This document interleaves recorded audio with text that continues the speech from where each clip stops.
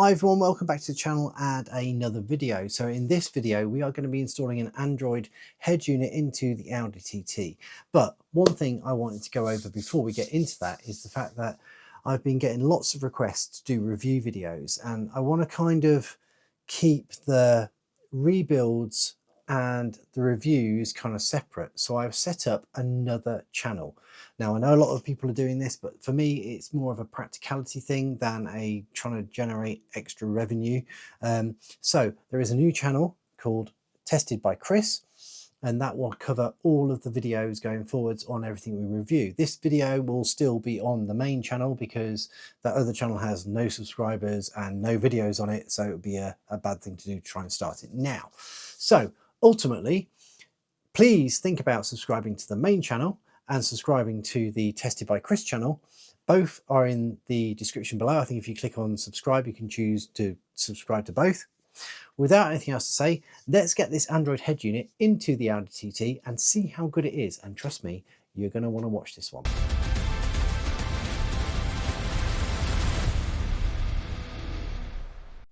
Right, so let's have a look at what we get in the kit. So this did come with the reverse camera, but because the damage is still on the back of the car, we're not going to bother with that today. Let's have a look what we get in the box. Right, here's everything that comes out of the box. So we've got the head unit itself, the plug and play wiring adapter for the harness, got our GPS antenna, some USB cables in there, and obviously this is the CAN bus module so that the battery won't go flat and the car will recognise it. And then we've just got various different accessories. So let's get the old stereo out and get this one installed. So the removal of the existing head unit, you basically just need a set of removal keys like this, and there's 4 slots, 1, 2, 3, 4 on the head unit, and they just slide in.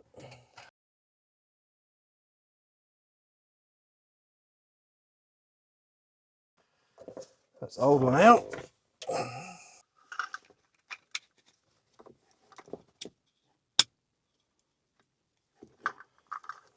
So there's a couple of accessories that we actually won't need. So there's a 4G modem, so you have the option to put a SIM card into the head unit, so it's constantly got data. We're not going to use that, so that's one thing we don't use today. There are a couple of bits and pieces that are going to be useful though. So here we've got 2 USB connections, so I'm going to get that plugged in, and what I'll try and do is route the cable down here so it's kind of accessible, and then at some point I'll then wire it up into the glove box so that we've got ability just to plug a USB in. What else have we got on here?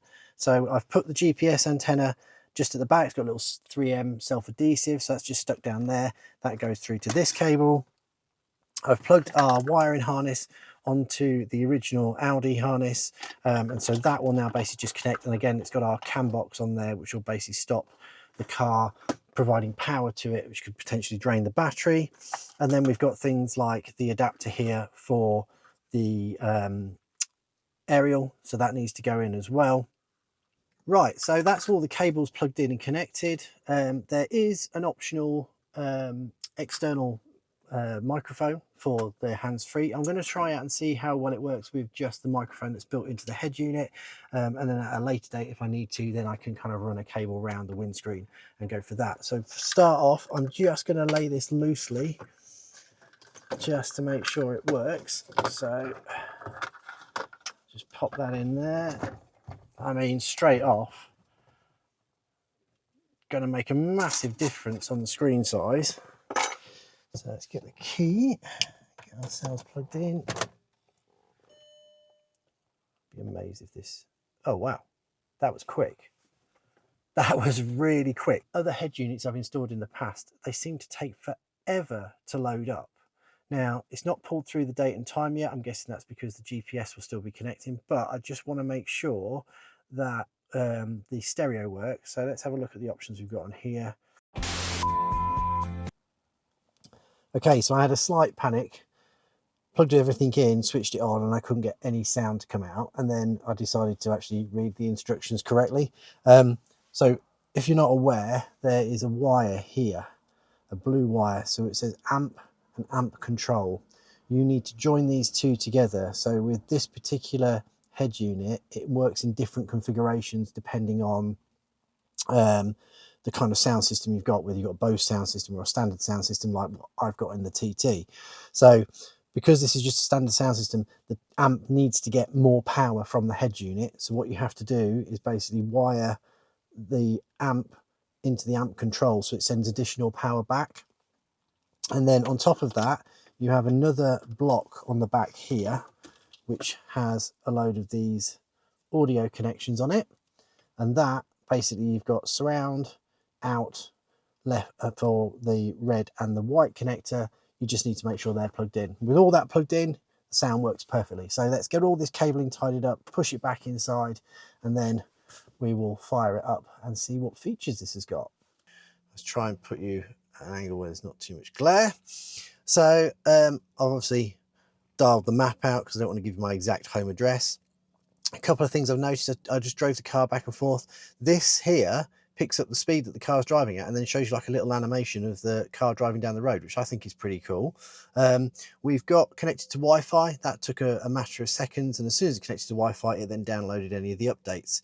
We've got the radio control in the center here. That's all connected up. So let's jump on and get my Bluetooth connected. So I'm going to go into here. I'm going to do search.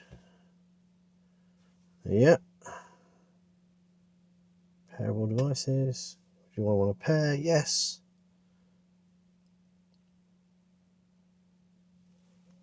Connected. This TT, I didn't realize actually has a built-in mic, so I'm going to order the adapter so that I can use the factory microphone with the head unit, which will then plug into the back. So I've left that cable separate and off at the moment, but if I need to take it out, it's literally a case of just pull the unit out, throw that connection in, and we're good to go.